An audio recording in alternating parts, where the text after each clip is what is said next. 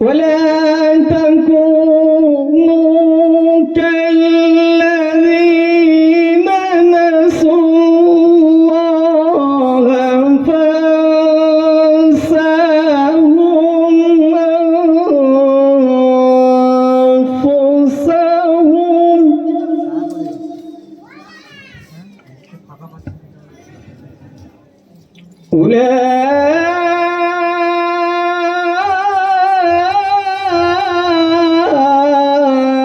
أولئك هم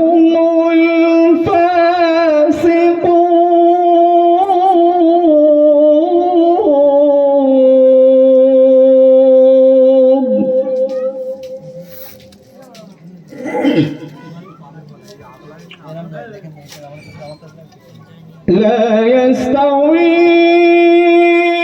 أصحاب النار وأصحاب الجنة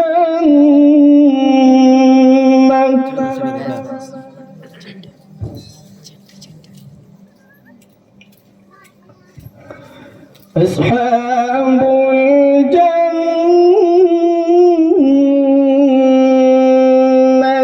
هم الفائزون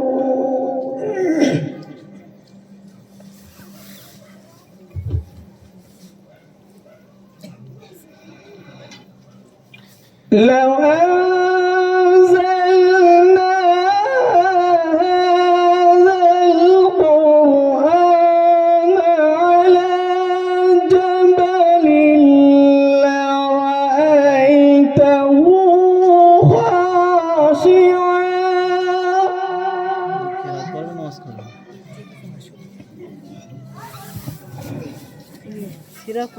خاشعا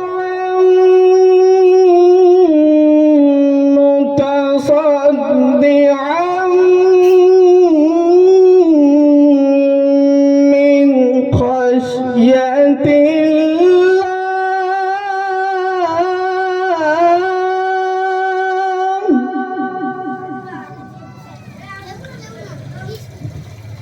وتلك الأمثال نضربها للناس لعلهم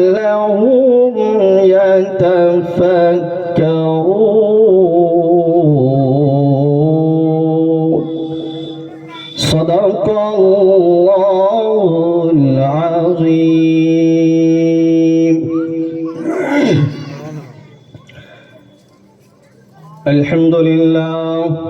الحمد لله نحمده ونستعينه ونستغفره ونؤمن به ونتوكل عليه ونعوذ بالله من شرور أنفسنا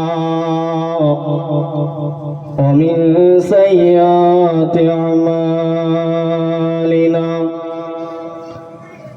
من يهده الله فلا مضل له ومن يضلله فلا هادي له ونشهد أن سيدنا وحبيبنا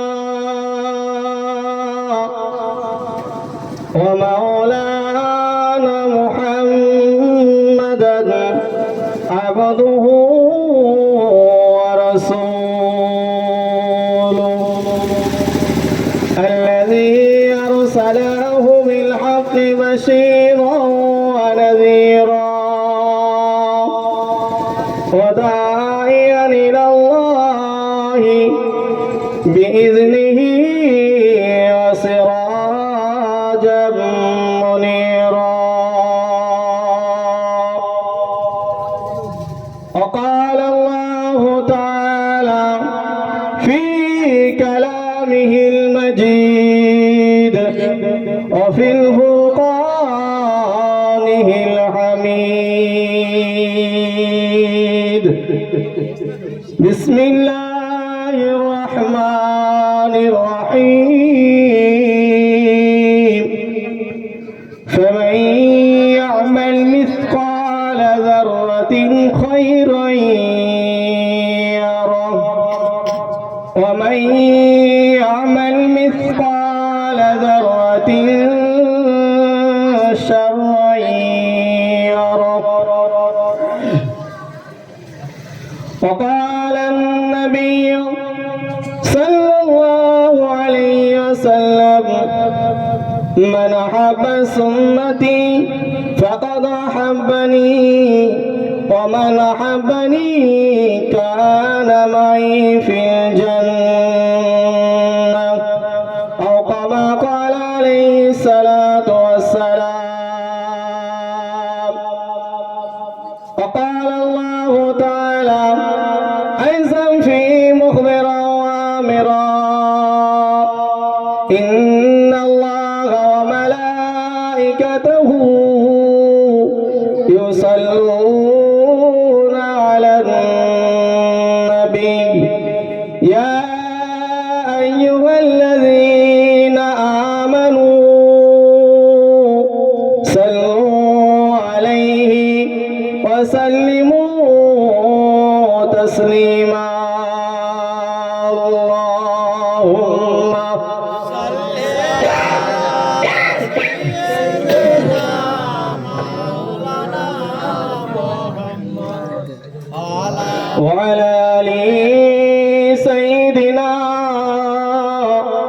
مولانا محمد. নবী নবী কানে শুনি চোখে দেখিলাম না,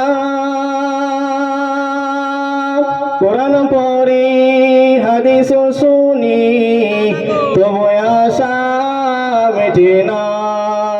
আল্লাহুম্মা সাল্লি আলা মাওলানা মুহাম্মদ ওয়া আলা আলি সাইয়্যিদিনা মাওলানা। मुझको पिला दे इश्क का जाम, तू आका और मैं हूँ गुलाम, तू आका और मैं हूँ गुलाम। मुझको पिला दे इश्क का जाम, तू आका और मैं हूँ गुलाम, तू आका और मैं हूँ गुलाम। रब के दुलारे तुम ही तो हो,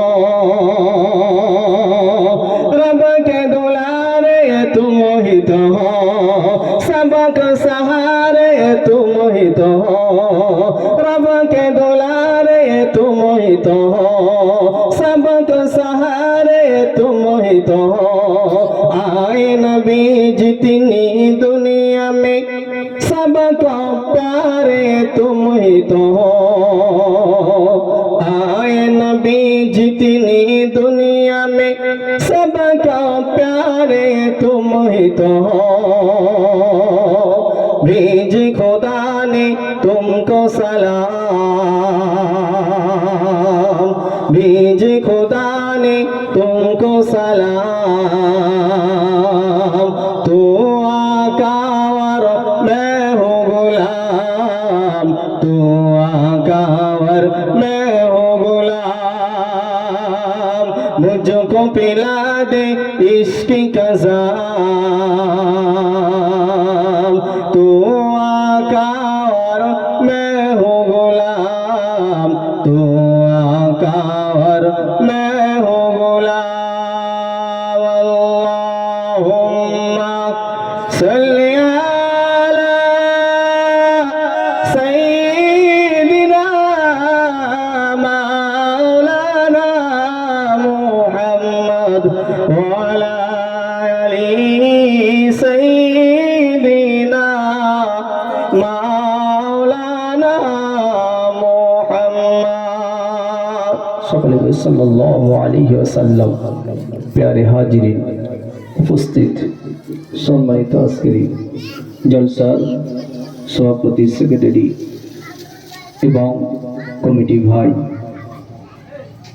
আমার সামনে বসে থাকা বয়োজ্যেষ্ঠ ব্যক্তি, চাচাবর্গ, স্নেহের ছোট ছোট ভাই, পর্দার আড়ালে থাকা মা ও বোনেদেরকে প্রত্যেকেরই আমার আন্তরিক সালাম। আজকের জলসা উদ্দেশ্য,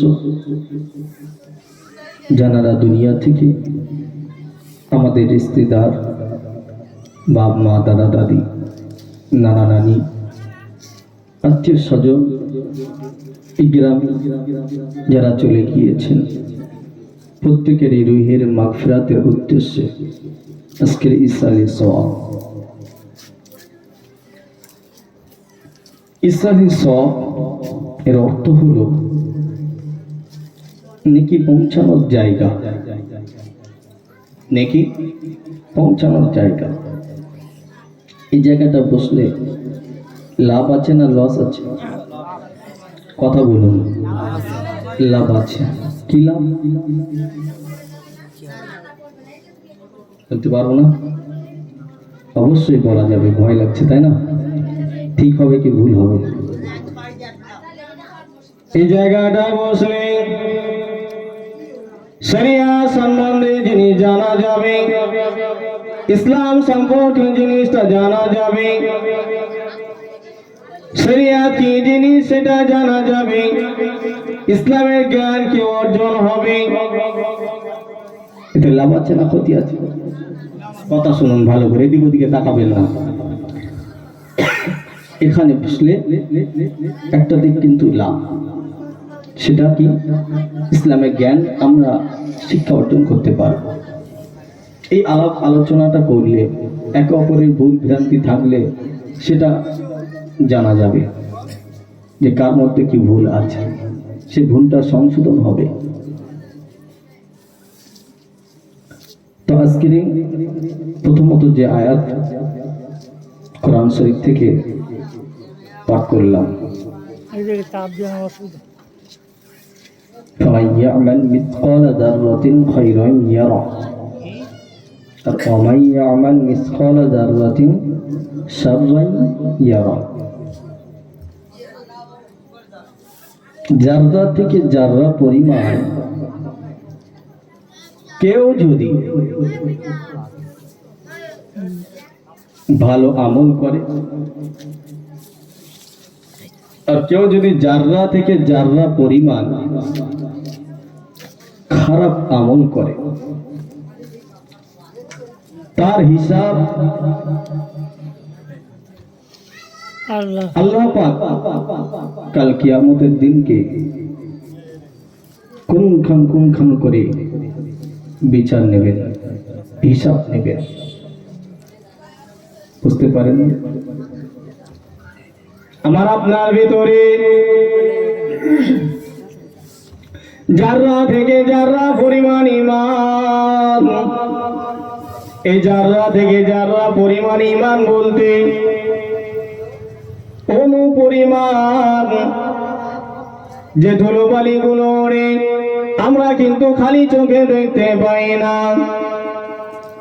লাইট যখন জ্বলে, সূর্যের আলো ঘরের ভিতর থেকে একটা ফাঁকা জায়গা থেকে যখন সূর্য আলোটা ঘরের ভিতরে আসে, রাতের বেলা একটা লাইট যখন অন্ধকারের মতো হালকা যখন ফোকাস পড়ে ঘরের ভিতরে, ওই জায়গা দুটি লক্ষ্য করে দেখবেন কিছু ধুলোবালি ধুলিকানা গুলো উড়ে উড়ে বেড়ায়।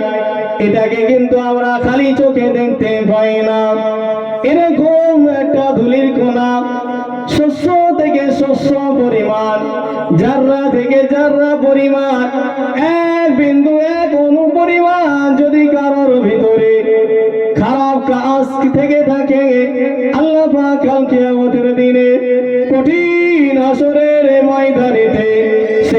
হিসাবটাও আল্লাহ পাক নেবেন। কারোর ভিতরে যদি জাররা থেকে জাররা পরিমাণ ঈমান যদি ভালো কাজ থাকে, জাররা থেকে জাররা পরিমাণ যদি কেউ ভালো কাজ করে থাকে, তার বদৌলত আল্লাহ পাক কাল কিয়ামতের দিনে দেবে। বুঝতে পারছেন? খারাপ কাজ যদি জাররা থেকে জাররা পরিমাণ কারো ভিতরে থাকে, সেটা কিন্তু আল্লাহ হিসাব নেবে। আর এই জাররা থেকে জাররা পরিমাণ কারো ভিতরে যদি ভালো কাজ থাকে, আল্লাহ পাক চাইলে আবার কিন্তু এর বিনিময়ে জান্নাত দিতে পারেন। জোরে বলুন না সুবহানাল্লাহ। এই যে জিনিস আমাদের প্রত্যেকেরই লক্ষ্য করার দরকার আছে। এখনো পর্যন্ত আমরা ভালো কাজের দিকে এগিয়ে আসি, আমরা খারাপ কাজ করছি তো করেই যাচ্ছি, নামাজ কাজা করছি করেই যাচ্ছি, বিড়ি খাচ্ছি, গাঁজা খাচ্ছি, মদ খাচ্ছি, গুনাহ হচ্ছে গো গুনাহ, সেগুলো আমরা করেই যাচ্ছি। কিন্তু আমাদের অন্তরের ভিতরে সেই জাহান্নামের ভয়টুকু অতটা নেই। জাহান্নাম আছে আমরা জানি, কবর বলে একটা জায়গা নামক প্রত্যেকেরই দুনিয়া থেকে বিদায় নিয়ে সেই জায়গাটায় যেতে হবে, আমরা প্রত্যেকেই জানি। কিন্তু জানা সত্ত্বেও না জানারা ভান করে থাকি। আর এদেরকে কাল কিয়ামতের দিনে কঠিন থেকে কঠিনতম আযাব দেওয়া হবে। পরিবর্তন হবেন কি হবেন না আপনার ব্যাপার। আল উলামা ওয়ারাসাতুল আম্বিয়া, এই আলেমরা হচ্ছে নবীদের ওয়ারিস, রাসূলের ওয়ারিস। আলেমরা এসেছে প্রথম নবীদেরকে আল্লাহ পাক রাসূলকে পাঠিয়েছিলেন, পয়গম্বরদেরকে পাঠিয়েছেন কিসের জন্য?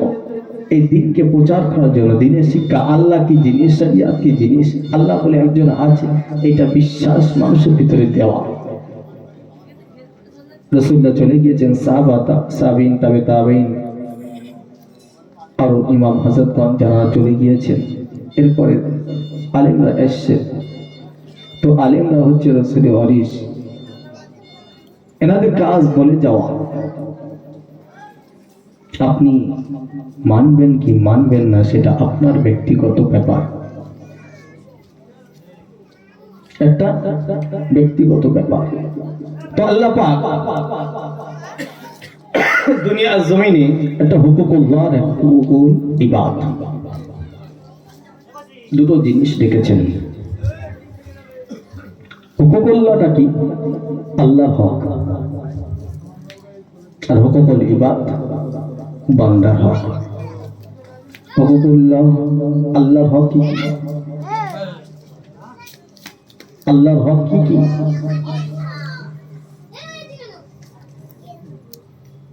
ইসলামের মূল ভিত হলো পাঁচটি। প্রথমত কালেমা, যেটাকে ঈমান, বিশ্বাস করতে হবে আল্লাহ পাক এক এবং তার প্রেরিত রাসূল, যে রাসূলের আমরা উম্মত, হযরত মুহাম্মদ মুস্তাফা সাল্লাল্লাহু আলাইহি ওয়াসাল্লাম, তাকে বিশ্বাস করা। দ্বিতীয় নম্বর হলো নামাজকে আদায় করতে হবে। তৃতীয় নম্বর হলো রোজাকে আদায় করতে হবে এবং হজ করতে হবে। হজে যা সমর্থন থাকবে সেই ব্যক্তিটিকে হজ করতে হবে এবং যাকে ধনী করা হবে আল্লাহ পাক, যাকে টাকা পয়সা ধন দৌলত জমি জায়গা দিয়েছেন, সাহেবে নেশাব হয়েছেন, তাকেও যাকাত দিতে হবে। এই পাঁচটি হককে আদায় করতে হবে। প্রথমত এক নম্বর এই যে ঈমান, দৃঢ় বিশ্বাস, আল্লাহকে মানা, রাসূলকে মেনে নেওয়া, এটা প্রথমত করতেই হবে, নয়তো সে মুসলমান গণ্য হবে না। মুসলমান হতে গেলে তাহলে প্রথমত আল্লাহকে আল্লাহ বলে মানতে হবে, রাসূলকে রাসূল বলে মানতে হবে, তারপরে তোমার নামাজ পড়তে হবে। বাবজি, একটা কলসি যদি ফুটো থাকে তলায়, তা কলের মুখের ধারে গিয়ে যত কল টানি, পানি যতই পড়ুক কলসি ভর্তি হবে হবে না। তা আমি আপনি যদি আল্লাহকে আল্লাহ বলে সঠিকভাবে না মানতে পারি, রসুলকে রসুল বলে সঠিকভাবে যদি না মানতে পারি, আমি আপনি সারা জীবন দান খায়রাত করে যাব, সারা জীবন নামাজ রোজা করে যাব, হজ যাকাত করে যাব, বিভিন্ন ইবাদত বন্দেগীগুলোকে করে যাব, কিন্তু কোন রকম সেগুলো কাজে আসবে না। কেননা আমার ভিতরে সেই ঈমানটুকু নাই। ঈমান যদি থাকতো তবেই সেইগুলো কাজ হতো। আমার ভিতরে সেই কলসিওয়ালা ফুটোওয়ালা কলসির মতো যতই আমরা কল টানি না কেন, তাতে যত পানি ভর্তি করি না কেন, তবুও সেই কলসিটা ভরপুর হবে না। ঠিক তো আল্লাহ যদি কেউ আদায় না করে, জীবনে যখন মনে পড়বে মরণের আগে, যে সময়টা মনে পড়বে যে আমি এতদিন নামাজ কাজা করেছি, এতদিন আমি নামাজ কাজা করেছি, রাসূল সাল্লাল্লাহু আলাইহি সাল্লাম বললেন ওই ব্যক্তি কাজা নামাজগুলো আদায় করে দেবে। নিজে নিজে মনে মনে ভাববে কত বছর, কতদিন, কত সময়, কত বছর, কতদিন, কত সময়, কত ওয়াক্ত নামাজগুলোকে আমি কাজা করেছি, সেগুলোকে হিসাব করে নামাজ কাজা আদায় করতে হবে, না তো কাফারা আদায় করতে হবে। কারো যদি রোজা ছুটে যায়, ফরজ রোজা বছরে একবার 30টা দিন রমজানুল মুবারক মাসে, কারো যদি রোজা ইচ্ছাকৃতভাবে যে কদিন ছেড়ে এসেছেন, যখন থেকে মনে করবেন যে আজ থেকে আমি পরিপূর্ণভাবে রোজাগুলোকে আদায় করব, পূর্বে যে কাজা রোজাগুলো ছিল সেগুলোকে আপনাকে কাজা আদায় করতে হবে, নচেত আপনাকে কাফারা আদায় করতে হবে। তাহলে আল্লাহ পাক তো ছাড় দেবেন না। ছেড়ে দিয়ে রেখেছেন কিন্তু তিনি ছাড় দেবেন না। বুঝতে পেরেছেন? আপনি একজনের কাছে অন্যায় করুন, সঙ্গে সঙ্গে আপনার কিন্তু প্রতিশোধ নিয়ে নেবে। কিন্তু আল্লাহর কাছে আমরা এত অন্যায় করছি, তদ্রূপ আল্লাহ পাক কিন্তু এখন আমাদের কাছে কোনো প্রতিশোধ দেননি। যে রুজি আপনি পাচ্ছেন সেটাই আল্লাহ দিয়ে যাচ্ছে, আপনাকে খাওয়া বন্ধ করেননি। এই মালিক কে গো? আল্লাহ। আল্লাহ পাক চাইলে কিন্তু আমার আপনার খাদ্যগুলো বন্ধ করে দিতে পারেন। কোন মানুষের ক্ষমতা নাই যে কাউকে খাওয়াবে আর কারো খাদ্য কেড়ে নেবে। কোন মানুষের ক্ষমতা নাই। আল্লাহ পাক যাকে খাওয়াবে, যে হালাতে, যে অবস্থাতে আল্লাহ পাক মনে চাইলে, ইচ্ছা করলে তাকে তেমনই হালাতে, সেই অবস্থাতে খাইয়ে দেবেন। জোরে বলুন সুবহানাল্লাহ। বান্দা আল্লাহর হককে যখন ফাঁকি দেবে, এমন ভাবে যখন যাকাতওয়ালা যখন সে বুঝতে পারবে যে আমি এতদিন যাকাত দিইনি, কিন্তু আমার উপরে যাকাতটা ফরজ ছিল, তাকে সেই হিসাব করতে হবে কত বছর সে যাকাত দেয়নি, তেমন পরিমাণ হিসাব করে যে টাকাটা বার হবে, সেই টাকাটা সঙ্গে সঙ্গে তাকে প্রত্যেকটা গরিব মানুষ, এতিম, অসহায়, দরিদ্র মানুষদের কাছে বিলিয়ে দিতে হবে। আল্লাহ পাক চাইলে তারপরে সেই বান্দার গুনাহগুলোকে মাফ করে দেবেন। তারপরে আসি আমরা বান্দার হক, হুকুকুল ইবাদ, বান্দার হক। আপনি বান্দাকে মেরে খেয়েছেন, লুটে খেয়েছেন, আপনি বান্দার জমি জায়গাগুলোকে কেড়ে নিয়েছেন, আপনার উপরে কেউ গুচ্ছিত একটা জিনিস দিয়ে গিয়েছিলেন যে আমার ছেলেটা বদমাইশ, আমার ছেলেটা বদমাইশ, আমি যদি টাকাগুলো ছেলের হাতে দিই, কি জমিটা, এই জায়গাটা ছেলের হাতে দিই, এখনই সে সম্পদটা নষ্ট করে ফেলবে, কিন্তু আমি মারা যাওয়ার পরেও যে কি করে খাবে সেই চিন্তা ভাবনাটা আমার আছে, কিন্তু ওর মধ্যে সেটা নাই। আমি যখন দুনিয়া জমিন থেকে বিদায় নেব, তখন সেই আমার সন্তানটা বুঝতে পারবে মা বলে কি জিনিস ছিল, পিতা বলে কি জিনিস ছিল। পিতা যখন যাদের কোল থেকে চলে যায়, পিতা যখন বাড়ি থেকে বিদায় পুরোপুরি নিয়ে চলে যায়, সে বাড়িটা যেন অন্ধকার তারার মতো হয়ে যায়, কেমন যেন ফাঁকা ফাঁকা লাগে। যাদের পিতা নাই, যাদের মাথা নাই, আমরা শুধুই তারা অনুভব করতে পারবো, নচেতে অনুভব কারোর হবে না।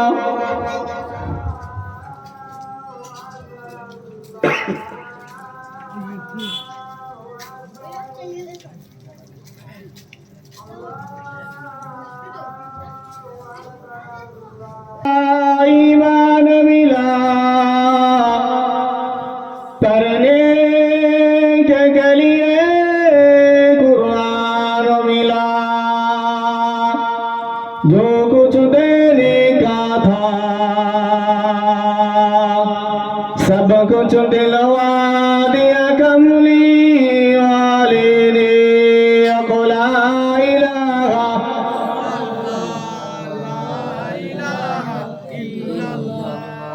ला इलाहा इल्लल्लाहु मुहम्मदुर रसूलुल्लाह सल्लल्लाहु अलैहि वसल्लम। प्यारे हाजिरीन, तो যে কথা বলছিলাম, পিতা মাতা যাদের দুনিয়াতে নাই তারাই বুঝতে পারছে। তো কোনো ব্যক্তি যখন কারো কাছে গচ্ছিত একটা সম্পদ রেখে যায় আর বলে যায় যে আমি মারা যদি যাই এই সম্পদটা আমার রিশতেদার কাছে, আমার সন্তানদের কাছে পৌঁছে দেবে। কিছু কিছু মানুষ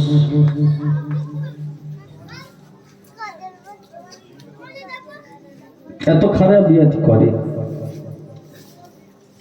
আবু জেহেল ন্যায় কাজ করে তারা, যে সেই গচ্ছিত সম্পদটা আর সেই সন্তানদের কাছে বলে না, সন্তানদের কাছে বলে না। অথচ পাওনাদার যদি কেউ থাকে ঠিক আদায় করার জন্য সন্তানদের কাছে দেয়। আবু জেহেল এরকমই ছিল। কোন ব্যক্তি যখন মারা যাওয়ার সময় এসে যায়, আবু জেহেল ঠিক তার বাড়ি হাজির। আবু জেহেল গিয়ে ঠিক তাকে এমন ভাবে বোঝাবে যে ভাই কি বাপ কি চাচা, তুমি তো কদিন পর হয়তো মারা যাবে, তোমার বাচ্চাগুলো তো ছোট ছোট, এদের দেখবে কারা? তোমাদের সম্পদগুলো আছে, তোমাদের টাকা পয়সাগুলো আছে, এইগুলো তো সবাই ভাগ বটরা করে নেবে, এদেরকে আর কেউ দেবে না। বরং তুমি একটা কাজ করো, আমি দায়িত্ব হিসাবে নিচ্ছি, আপনি মারা যাওয়ার পরে আপনার সন্তানদের কাছে বুঝিয়ে দেব। সেই সময় আবু জেহেল যে এমন কাজ করবে ওরা তো জানতো না, তারা বিশ্বাস করে তার কাছে রেখে দিল গচ্ছিত সম্পদ। কিন্তু সেই ব্যক্তিরা যখন মারা যায়, সন্তানরা যখন বড় হয়, বুঝতে শেখে, তারা যখন আবু জেহেলের কাছে চাইতে যায় যে আমার পিতা আপনার কাছে আমার যে সম্পদগুলো রেখে দিয়ে গিয়েছে, যে টাকা পয়সাগুলো রেখে গিয়েছে, সেগুলো কই দেন, আমাকে বুঝিয়ে দেন। সে তখন আবু জেহেল কি করে, তাদের বুকে লাথি মারে আর দূর দূর করে তাড়িয়ে দেয়, কোথায় তোমাদের সম্পদ, কখন তোমার পিতা আমার কাছে দিয়ে গিয়েছে, কি ভুলভাল বলছো, বলে তাকে পাওয়ার দেখিয়ে লাথি মেরে দূর দূর করে তাড়িয়ে দেয়। এই সমাজেও কিছু আবু জেহেল মার্কা কিছু লোক আছে যে এতিম অসহায়দেরকে লুটে বুটে খাওয়ার চেষ্টা করে, ইচ্ছাকৃত ভাবে কিছু কিছু জমি জায়গাগুলো লেখার চেষ্টা করে, কিন্তু কবরে যেতে হবে কটা কোন জায়গা নিয়ে, কবর জায়গা ভাবেন গো,